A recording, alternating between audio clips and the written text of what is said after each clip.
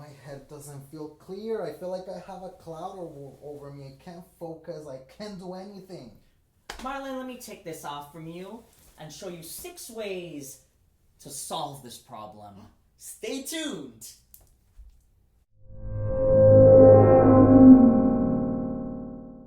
Good morning and welcome to October. Here we are. Can you believe it? We are in October. So we wanted to start off this video because we're in the fall season now. We're almost home stretch to the end of the year. Wait, pause. Oh. Pumpkin lovers, where are you? I am. I just gotta say a pumpkin love. Hey, spicy latte. Pumpkin spice, baby. Woof, Yes.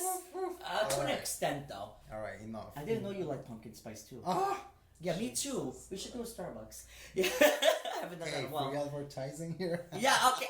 They don't pay us, by the way, just so you know. But yeah, we wanted to start off this by saying, like, how many of you feel like there's ways where you feel like, or days you feel like his paper towel moment, that symbolized. Explain why you had paper towel in your head, because they all want to know. Well, you all probably gonna say a bunch of comments down below, right? You see the Handmaid's Tale? No, I'm just kidding. That's the movie. I couldn't remember it. Okay. But reason why is like, I don't know about you guys, but sometimes I feel like I have lack of concentration. I feel that I have a mental like block that doesn't just let me not think clear in my decision making. It makes me feel like, I don't feel motivated. It makes me feel that I can't focus on my goals or focus on my relationship and my friends and family. So that paper towel on my head symbolizes all of that blockage. So how do you unclutter? How do you improve that? So Marlon came up with this from his research, I'm sure. 6 ways of how to go about it. Number 1, and I've been thinking about this for a while. Start unfollowing. Do they empower you? Do they inspire you? Hold this, please. Let me tell you about this.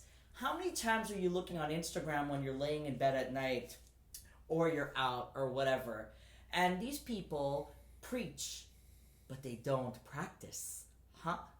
And then you're like, do you really inspire me? Because I don't know if it matches your actions. So, that's what I have to say nicely about this one. What about you? I don't know. On my personal Instagram, I be honest, I follow all kinds of people because I know a lot of people. But with that same token, at the same time, I prefer to actually follow like self-improvement pages. I prefer to hear, in my stories, I love to see like travel things because then it inspires me. It makes me want to go travel. Me too. I love to see people that post about restaurants because I'm a big foodie, as you guys noticed that I'm talking about pumpkin season. Anyways, I like to follow things that actually like inspire me. I actually like music too, so I follow some pages that they talk about what's the best keyboard that came out and what's the best microphone sound and all of that kind of stuff. So the common theme from what you're saying, what I'm hearing, is happiness. It leaves you feeling happy, not unhappy. Correct. That's point number 1. Point number 2. Be selective in your social interaction. Not everyone is your friend. I feel like you're directing this to me.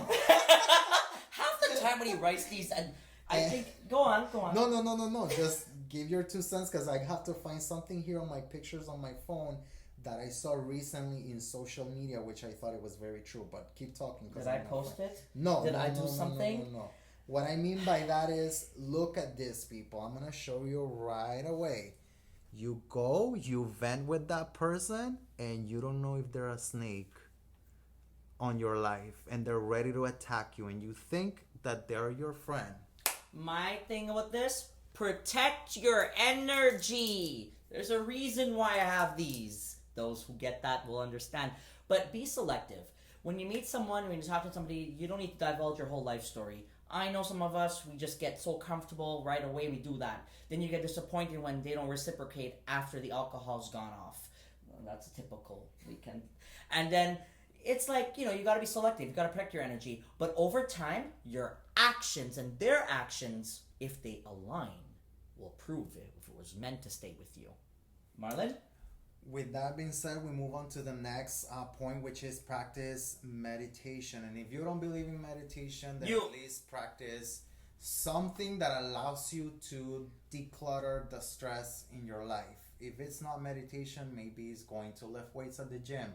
Maybe here in Florida, those that live in Florida or in sections that are near the coast, maybe go for a walk for the beach. Maybe that's what de-stresses you, right? Maybe if you have a pet, maybe just a simple walk to the park with your pet is what de-stresses you. Find ways that you can actually release that tension. Beach, massages, gym, or the reverse. That would be mine. Marlon? Food. Okay, that's Marlon. Go on. Pumpkin.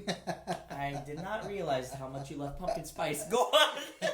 With that being said, leads us to the next point, which you should ask yourself, what's working and what's not working for Tell me. me about it. Again, it just relates to the previous point. What works for you? Hey, is it really like going to lift weights maybe working for you to distress, or is it not?